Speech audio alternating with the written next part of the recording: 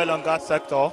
And then my question goes thus: if I am talking to my friends and associates who are Christians, they always ask me one question. And if you go down, according to the Gospel of Genesis chapter 1 verse 26, it says, "And God said, let us make man in our own image." It says, "And God said, let us make man in our own image, after our likeness, and let them have dominion over the fish of the sea." That's the part A.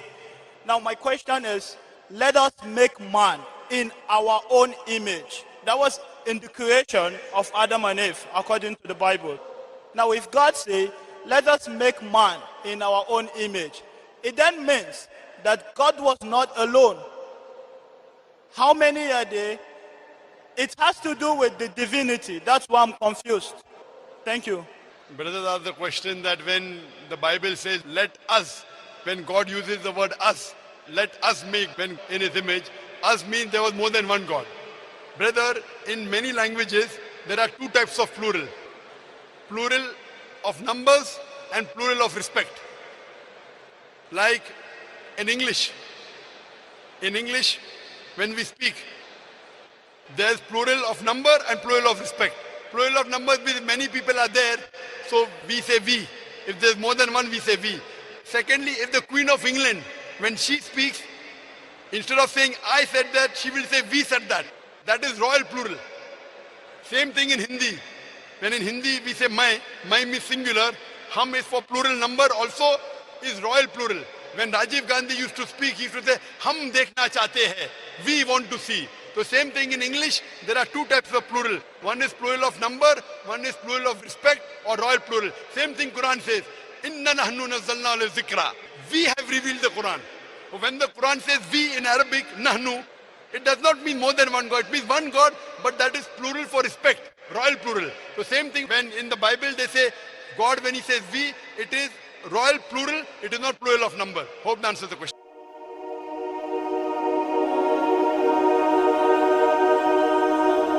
In all Eastern languages, including Arabic and Hebrew, there are two types of plurals. In my own mother tongue, we have plural of respect as well as of numbers. In Urdu, plural of respect as well as numbers. You see, in the Quran also we find the very same thing. Like the verse Allah says, Inna nahnu nazzalna dhikra wa inna lahu lahafizun. That it is for us to send down the revelation and it is for us to protect it. Who is this us? Ask any Muslim. Who is this us? Is Allah, Jibreel and Muhammad, like Father, Son and Holy Ghost? No, no. But is us, who is us? When we are told in the Holy Quran, قُلْ هُوَ اللَّهُ أَحَدٌ, say, He is Allah, the one and only. Here it is talking about us. No Arab Christian has ever asked the Muslim, I said the Arab Christian, has ever asked the Muslim, who is this us? Because he knows in his language there are two types of plurals. Plural of numbers and plural of respect. This us is like in royal proclamations you have plural of respect.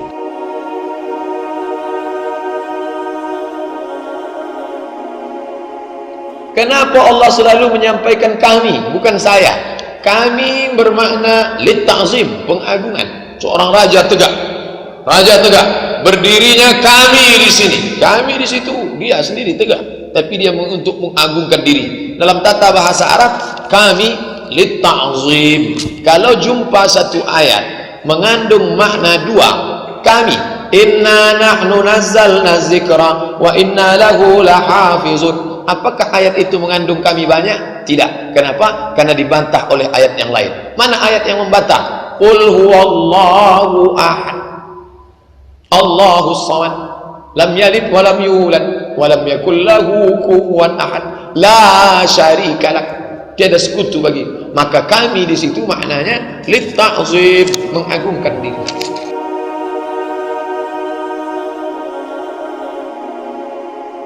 Ada di Quran kalimat yang menggunakan bentuk tunggal saya, ya, saya. Misal, ketika Allah menciptakan kita, manusia pertama kali, disebut dengan bashar. Quran surah ke-15 ayat 28. Wa idh qala rabbuka lil malaikati inni khaliqun bashar. Kata Allah, dan ingatlah Muhammad ketika Tuhanmu berfirman pada malaikat, sungguh saya akan menciptakan makhluk lain, namanya bashar. Ya, manusia pertama disebut dengan bashar, terulang 35 kali dalam Al-Quran. Tapi ketika Allah menurunkan Quran kepada Nabi Muhammad, kalimatnya bukan inni, inna anzalnahu fi lailatul qadar. Insyaallah. Apa bedanya inni, saya, dengan inna, kami?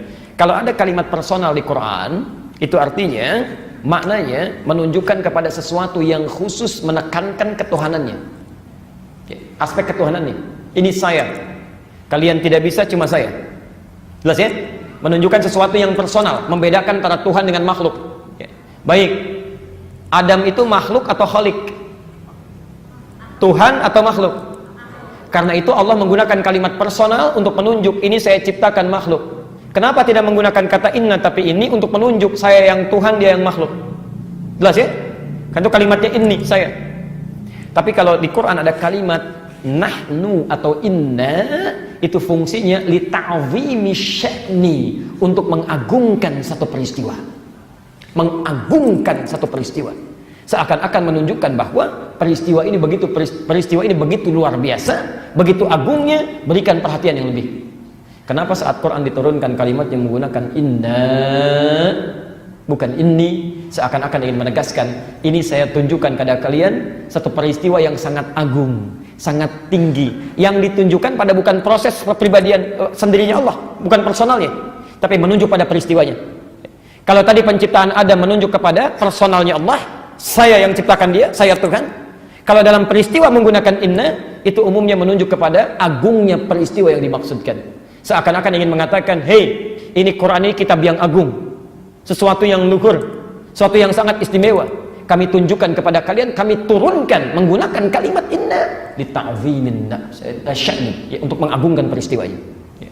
Sama ketika ibu misalnya, bapak dalam lisan kita, ya, kalau anda ingin mengatakan kalimat misalnya menunjuk pada personal, ya, misal anda memberikan sambutan, dan anda ingin sampaikan personal anda, ya, apa yang anda ucapkan? Saya, ya, saya mewakili masyarakat di sekitaran Kelapa Gading ini menyampaikan terima kasih, saya. Tapi kalau anda ingin mengangkat rakyatnya, masyarakat, mengagungkannya, maka anda rubah kalimatnya, kami mengucapkan terima kasih kepada bapak ibu sekalian. Sayanya dibuang. Jelas ya? Baik, tadi saya sampaikan kalau kalimatnya menggunakan kata kami, itu maksudnya ingin mengagungkan peristiwanya. Kalau kalimatnya menggunakan bentuk personal, ingin menunjuk pada personal Allahnya. Kalimat manusia di Quran, tadi saya baru bahas satu ayatnya. Kalimat manusia di Quran saking agungnya, Bu, saking agungnya, itu menunjuk pada dua hal sekaligus. Kadang-kadang Allah menggunakan saya untuk menunjukkan bahwa ini saya yang Tuhan, bukan yang lain. Karena nanti ada hal-hal yang dianggap Tuhan oleh masyarakat yang lain, dia mengatakan bisa mencipta juga. Maka Allah katakan, saya yang Tuhan, bukan kalian. Dan nanti ditunjukkan di ayat-ayat lain, ya. Misal, kenapa harus Allah yang Tuhan, bukan yang lainnya? Ya. Nanti diberikan sifat-sifatnya.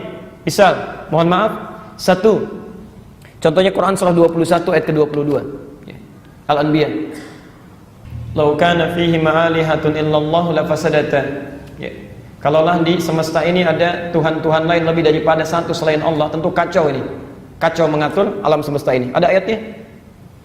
Baik, saya mau tanya pada bapak ibu sekalian, maaf, kalau di ruangan ini ada 3 orang saja, kemudian ingin menyampaikan sesuatu ide, kira-kira semua pendapatnya akan sama tidak? Tidak. Maka bagaimana kalau Tuhannya lebih daripada satu? Yang satu mengatakan turunkan hujan di Kelapa Gading, yang satu mengatakan jangan dulu, di sana belum sholat semuanya tuh. Yang satu mengatakan ya udah, beri hujan sebagian, jangan sebagian. Ributan itu. Ya, mustahil. Ya. Yang kedua, maaf, sifat Tuhan dengan makhluk, Khalik dengan makhluk, harus kuat mana? Kuat Khalik atau kuat makhluk? Kuat Khalik. Mustahil ada Tuhan sama kekuatannya dengan makhluk, mustahil. Apa faedahnya jadi Tuhan? Atau yang kedua, yang paling aneh, ada Tuhan lebih lemah dibandingkan dengan makhluk. Bahkan yang bikin Tuhannya makhluknya. Itu aneh, ya. Maka saat ada orang-orang lain mengatakan Tuhan kami bisa melahirkan dan dilahirkan, Tuhan kami banyak, Kata Allah, saya ahad, saya satu-satunya. Saya satu-satunya. Karena kalau dilahirkan berarti dia lemah. Kalau butuh yang lainnya berarti dia lemah. Tuhan harus lebih kuat dibandingkan dengan makhluk. Karena itu ketika ada Tuhan dibuat oleh makhluk, maka Allah katakan, hei, yang seharusnya membuat makhluk itu Tuhan, saya. Ini, aku. Dan ketika ingin mengangkat peristiwanya, nih lihat, saya buat makhluk ini lebih hebat dibandingkan Tuhan lain. Atau yang dianggap Tuhan, itu kalimat bagusnya. Saya membuat manusia ini lebih hebat, makhluk ini lebih hebat dibandingkan dengan yang dianggap Tuhan oleh makhluk-makhluk yang lainnya. Ya. Maka Allah perkenankan ketika menciptakan manusia, kalimatnya menggunakan dua aspek sekaligus. Mengangkat kebesaran penciptaannya menggunakan kami, menunjuk kekhususan penciptanya menggunakan saya. Jelas sampai sini? Baik.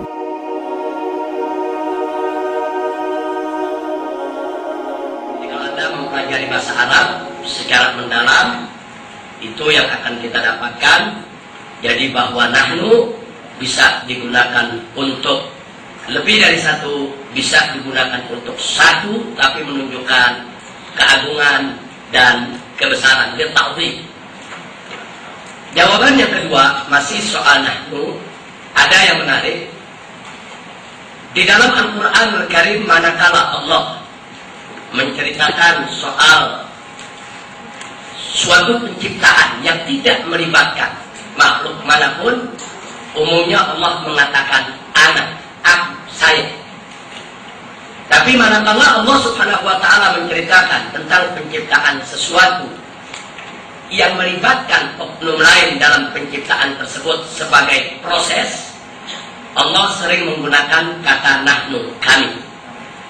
Contoh, pada saat Allah menceritakan tentang penciptaan langit dan bumi, Allah mengatakan khalaqtu, aku yang menciptakan langit dan bumi. Karena tidak ada unsur lain yang masuk di dalam penciptaan langit dan bumi. Tapi pada saat Allah menceritakan penciptaan manusia, ada yang Allah gunakan saya, ada juga banyak ayat Allah menggunakan kami. Nah, kenapa Allah gunakan kami? Untuk menunjukkan bahwa di dalam penciptaan manusia ada unsur lain. Unsur pertemuan antara ibu dan bapak, unsur pertemuan antara sel telur dengan sperma. Nah, jadi karena ada keterlibatan oknum manusianya di dalam proses penciptaan tersebut, Allah menyatakan kami. Nah, ini banyak kita jumpai dalam penafsiran klasik untuk tafsir Al-Quranul Karim. Nah, jadi itu dua jawaban untuk penggunaan nahnu.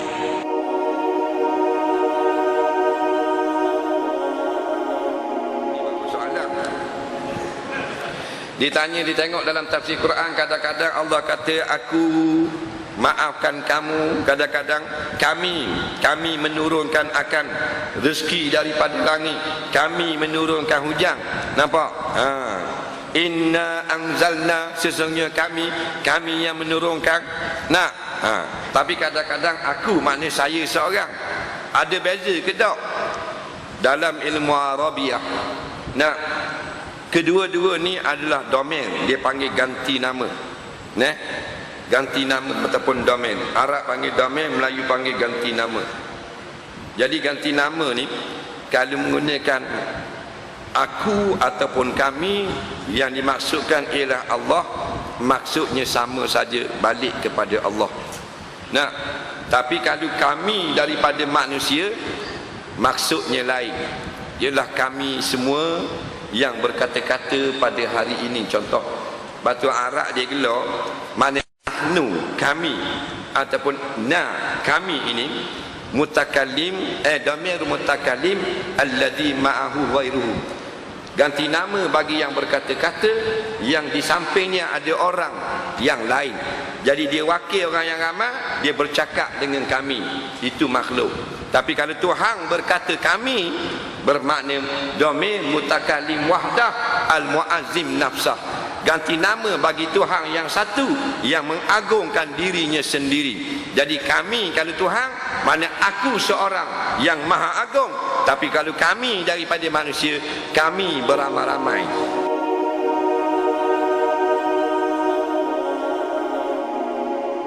Kami dalam bahasa Arab bisa dimaknakan dua, bisa berarti makna pengagungan kami, ya, meskipun satu, ya, dan bisa jadi maksudnya adalah kami adalah Allah maksudnya adalah para malaikat. Yang jelas kita tahu bahwasanya Allah Maha Esa, terlalu banyak ayat yang menjelaskan Allah Maha Esa. Qul huwallahu ahad, Allah Maha Esa. Seandainya ketika Allah mengatakan kami, maksudnya Allah berbilang, tentu akan dijadikan bahan ejekan oleh musyrikin Arab seperti Abu Jahal, Abu Lahab, dan yang lainnya. Mereka akan mengejek Nabi Muhammad.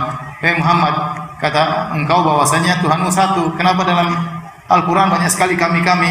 Tetapi ternyata Abu Jahal, Abu Lahab tidak pernah mengejek Nabi dari sisi ini. Kenapa? Karena mereka pakar bahasa Arab. Mereka tahu kalimat kata kami itu tidak melazimkan, tidak berarti harus banyak. Kami bisa berarti satu, seperti saya mengatakan kami yang begini, maksudnya pengagungan. Ya, maksudnya apa? Pengagungan. Sebagaimana saya bilang anta dengan antum. Antum bisa jadi antum cuma satu orang, tapi saya bilang apa?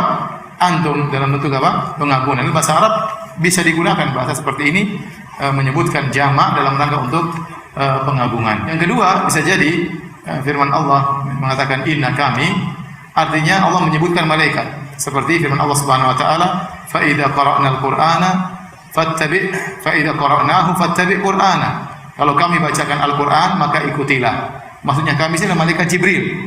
Karena Allah tidak membacakan Al-Qur'an langsung kepada Nabi, tetapi yang baca Al-Qur'an siapa? Malaikat Jibril. Kemudian Nabi disuruh mengikuti bacaan malaikat Jibril. Ya. Dan ini sama seperti tatkala seorang bupati mengatakan kami yang bangun masjid ini. Dan bukan yang dia bangun, tapi dia bangun masjidnya. Masjid ini dibangun atas perintahnya. Yang bangun ya tukang yang bangun. Ya. Maka waktu Allah mengatakan fa idza qara'nahu, tatkala kami baca Al-Qur'an, maka ikutilah. Yang baca malaikat Jibril, namun Allah mengatakan kami karena malaikat Jibril itu atas perintah siapa? Allah Subhanahu wa taala. Jadi kami tidak berarti harus jumlahnya banyak ya. Dan bisa jadi kami maksudnya perwakilan para malaikat. Contoh seperti firman Allah Subhanahu wa taala, "Wa nahnu aqrabu ilaihi min hablil warid." Dan kami lebih dekat kepadanya daripada urat nadinya. Di sini di sini malaikat. Idz yatalaqal mutalaqiyani 'anil yamini wa 'anil shimali qa'id. Ya. Maksudnya para malaikat yang lebih dekat kepada urat nadi seseorang. Namun Allah menggunakan kata kami karena para malaikat tersebut atas perintah siapa? Allah Subhanahu wa taala. Paham?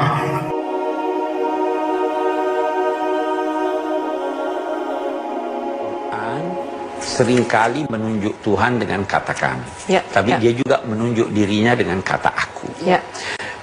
Ada rumus bahwa kata kami itu bisa digunakan untuk menggambarkan kemuliaan, bisa juga digunakan untuk menggambarkan bahwa ada yang terlibat selain saya. Ketika Allah berbicara tentang penciptaan Adam, dikatakannya kepada iblis, apa yang menghalangi engkau sujud kepada apa yang aku ciptakan. Ketika Allah memerintahkan kita beribadah, dikatakannya sembahlah aku. Ketika Allah berbicara tentang pemberian taubat, dikatakannya aku yang memberi pengampunan. Oke. Tetapi ketika Allah berbicara tentang rezeki, dikatakannya kami yang memberi rezeki. Selalu nggak Pak, kalau pemberian rezeki itu Allah hampir selalu menggunakan kata kami. Kalau Allah menggambarkan tentang usia, digunakannya waman nu'ammirhu, siapa yang kami panjangkan usianya. Karena apa? Ada keterlibatan manusia dalam panjang atau pendeknya usianya. Mau panjang usia Anda bersilaturahim. Mungkin jaga kalau, kesehatan.